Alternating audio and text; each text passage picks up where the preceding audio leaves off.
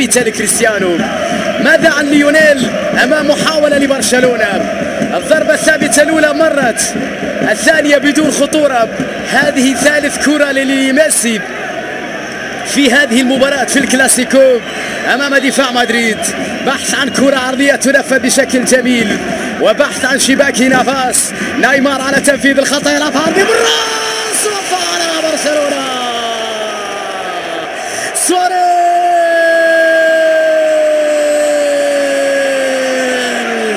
البيستوليرو يسجل لبرشلونة، البيستوليرو يسجل للبارسا. نعم، السلاح أو المسدس أو قاتل ريال مدريد من غير سواريز يا لويزيتو.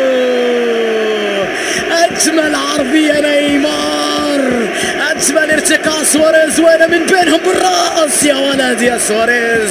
البيستوليرو يسجل لبرشلونة في غفلة المدافعين. ضاعوا مدافعي ريال مدريد وتركوه، تتركون سواريز على أعتاب المرمى.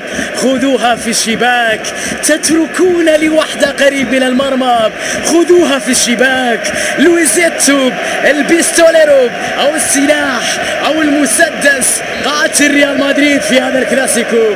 مدريد المحاولة مدريدية، صراع الكرة، صراع بين اللاعبين، بين فاران وتوران، بين بوسكيتس وراموس، بين ماسكيرانو ورونالدو. كل هؤلاء اللاعبين صراعات في حدود منطقة جزاء برشلونة.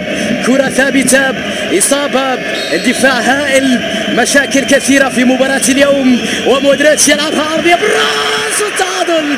راموس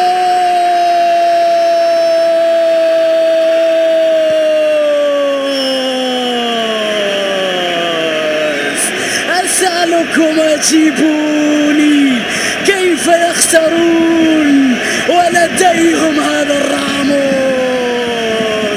هدف مدريدي في الدقيقة 90، عرضية مودريتش جميلة، وراموس يغير الأشياء، راموس يغير كل شيء لمدريد. عرضية مودريتش، ضربة راسية رائعة يا راموس، رائعة لراموس. دوري أبطال أوروبا لأتلتيكو غير وجهة راموس، الكلاسيكو لبرشلونة غير وجهة راموس. أي رأس تملك، أي شجاعة، أي روح عالية،